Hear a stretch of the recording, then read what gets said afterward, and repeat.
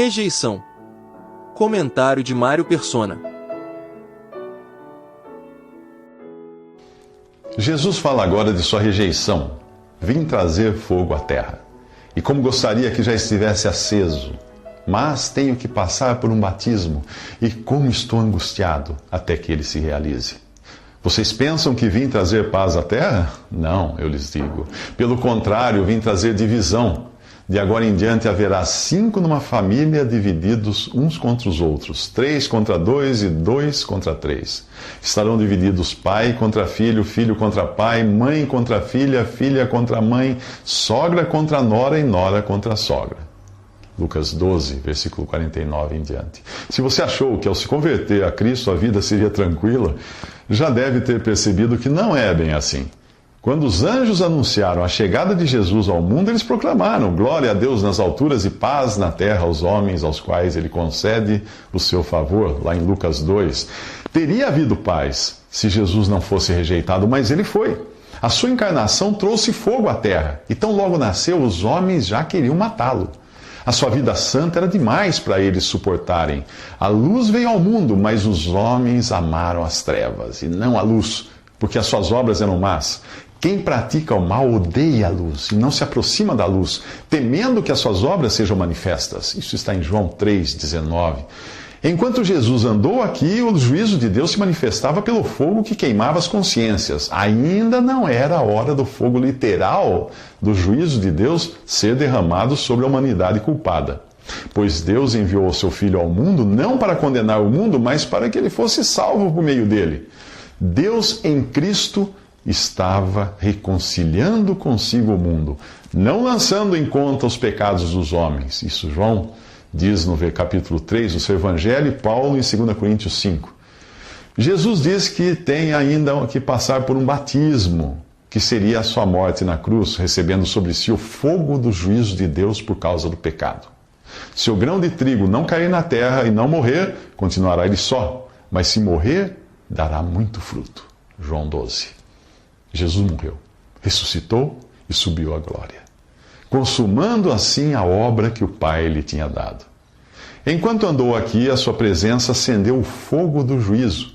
Na cruz, o fogo caiu sobre si, e por substituição sobre todo aquele que crê.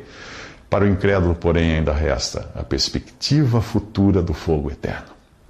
Todavia, o fogo da presença de Jesus continua no mundo, agora por intermédio dos que foram salvos por ele e são rejeitados à semelhança de sua rejeição. A simples presença de Jesus no mundo incomodava, e agora a simples presença do crente incomoda. Casais são separados, famílias são divididas e amigos se tornam inimigos por causa do ódio natural que o homem tem contra Cristo. Assim como nos dias de Jesus foram os religiosos do judaísmo os seus maiores opositores, à medida que a cristandade caminha para a apostasia, a oposição à verdade virá cada vez mais dos que professam ser cristãos. Nos próximos 3 minutos, os judeus são incapazes de fazer a previsão do tempo. Um pouco antes, Jesus alertava os discípulos da rejeição que sofreriam por segui-lo. Agora ele fala às multidões, que é uma mescla de judeus crentes e incrédulos. Quando vocês veem uma nuvem se levantando no ocidente, logo dizem, vai chover, e assim acontece. E quando sopra o vento sul, vocês dizem, vai fazer calor, e assim ocorre. Hipócritas, vocês sabem interpretar o aspecto da terra e do céu? Como não interpretam o tempo presente? Lucas 12, versículo 54 em diante diz isso. Eles eram capazes de julgar os sinais do clima físico, mas não o clima espiritual. Viam as nuvens e a chuva, mas estavam cegos para interpretar o tempo presente. O juízo estava prestes a vir sobre a nação que levava o testemunho de Deus na terra.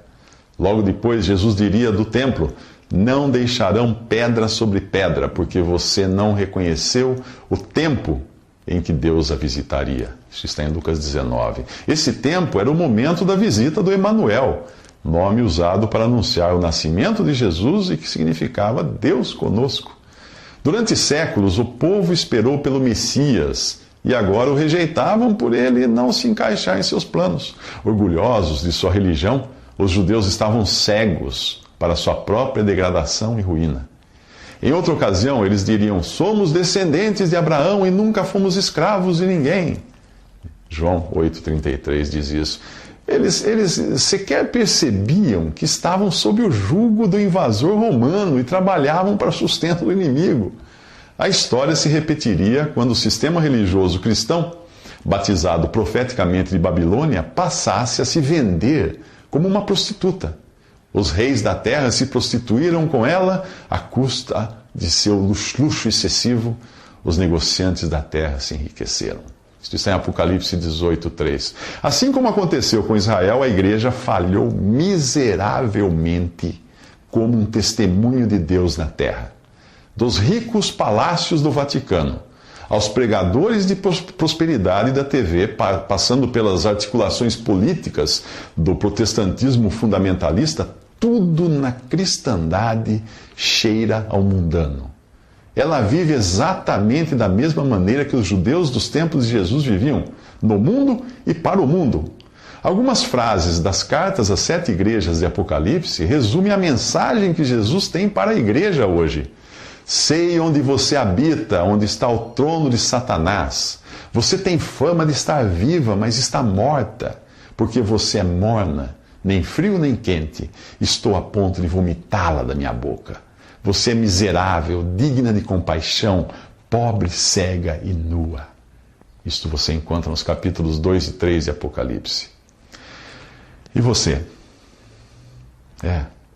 E você? Qual é a sua percepção do testemunho cristão no mundo? Você acredita mesmo que está tudo bem e cada vez melhor? Então a receita é a mesma de Apocalipse 3,18. Compre colírio para ungir os seus olhos e poder enxergar. O lugar que Jesus ocupa hoje em relação à cristandade é do lado de fora. Por isso, na continuação, ele diz aos que individualmente querem manter comunhão com ele, fora do arraial religioso, as seguintes palavras, lá em Apocalipse: eis que estou à porta e bato. Se alguém ouvir a minha voz e abrir a porta, entrarei e cearei com ele e ele comigo. Apocalipse 3, 20. Os versículos finais de Lucas 12 são uma consequência da incapacidade dos judeus de interpretarem o tempo presente. A rejeição do Messias já era evidente quando ele veio ao mundo e Maria o colocou numa manjedoura, porque não havia lugar para eles na hospedaria. Isso está em Lucas 2. Ao ser expulso do mundo, Jesus sofreu fora das portas da cidade, como diz em Hebreus 13. Porém, mesmo em meio à rejeição generalizada, um remanescente ainda seguia Jesus e sofria a rejeição dos religiosos. Eles podiam ser encontrados dentro da grande massa do testemunho judaico, mas separados do mal que havia ali. Do mesmo modo como foi excluído de entre os judeus na vida e na morte, o Senhor ocupa hoje um lugar fora do cristianismo institucional, apesar de o Espírito Santo habitar individualmente no coração de todo verdadeiro salvo por Jesus. A história do judaísmo se repetirá com a cristandade apóstata. Em Apocalipse, ela é chamada de Babilônia e irá perseguir o remanescente de judeus que se converterá após o arrebatamento da igreja. Judeus e gentios convertidos habitarão a terra durante o reinado de 1000 anos. Dos 1000 anos de Cristo, eles não são parte da igreja. A exortação para os que têm qualquer associação com Babilônia é esta: saiam dela vocês, povo meu, para que vocês não participem dos seus pecados. Isso está em Apocalipse 18:4. Enquanto os judeus se opunham à verdade, a cristandade apóstata corrompe a verdade, o que é pior. A ordem é sair dela para evitar a contaminação. Um dos princípios na palavra de Deus é que o mal contamina pelo simples contato. Em Ageu 2, versículo 13, o profeta pergunta: se alguém levar carne consagrada na borda de suas vestes e com ela tocar um pão, ou em algo cozido, ou em vinho, ou em azeite, ou em qualquer comida, isso ficará consagrado? Os sacerdotes responderam: não. Em seguida perguntou a Ageu: se alguém ficar impuro por tocar um cadáver e depois tocar em alguma dessas coisas, ela ficará impura? Sim, responderam os sacerdotes, ficará impura. Judas usa a expressão odiando até a roupa contaminada pela carne, no capítulo 1, versículo 23 da sua carta, para nos alertar do perigo da contaminação por contato. Não cabe ao cristão decidir quem é ou não salvo por Cristo, porque o Senhor conhece quem lhe pertence. A sua responsabilidade é julgar o mal e apartar-se. Paulo escreve: aparte-se da injustiça todo aquele que professa o nome do Senhor, em 1 Timóteo 2,19.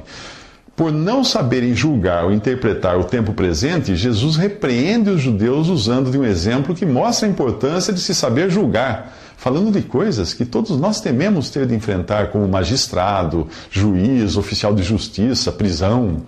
Ele diz assim: por que vocês não julgam por si mesmos o que é justo? Quando algum de vocês estiver indo com seu adversário para o magistrado, faça tudo para se reconciliar com ele no caminho, para que ele não o arraste ao juiz, e o juiz o entregue ao oficial de justiça, e o oficial de justiça o jogue na prisão. Eu lhe digo que você não sairá de lá enquanto não pagar o último centavo. Isso está em Lucas 12, 57 ao 59.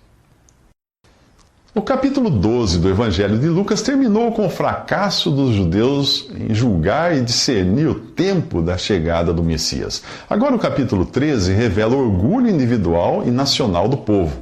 Se você for um dos que acham que quando algo vai mal a alguém, isso é porque a pessoa fez algo de errado, o que Jesus diz serve para você.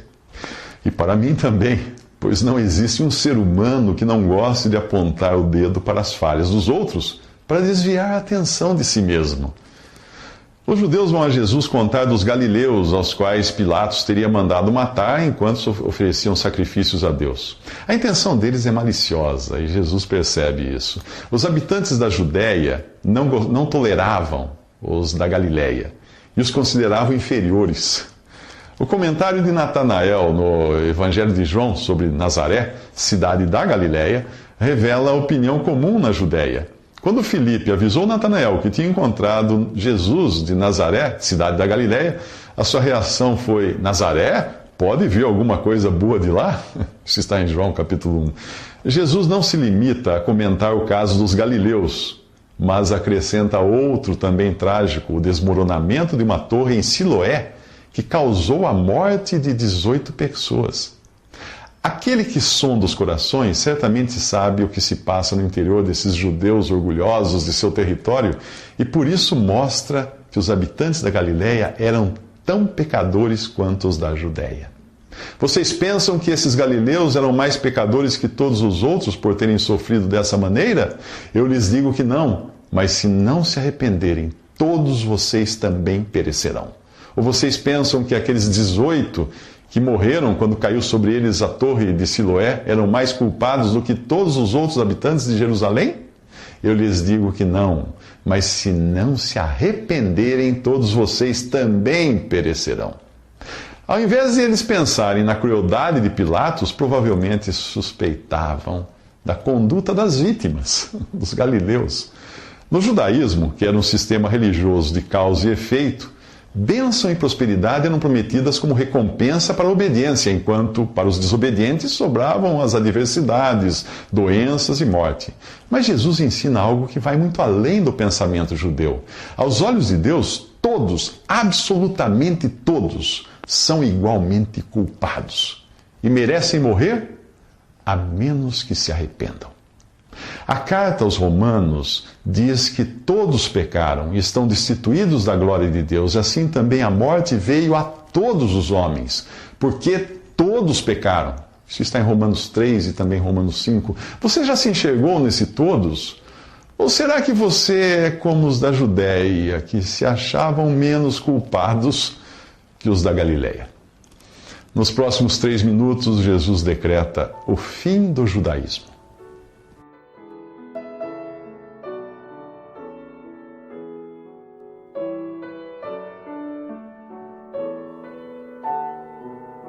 Visite Respondi.com.br. Visite também 3minutos.net.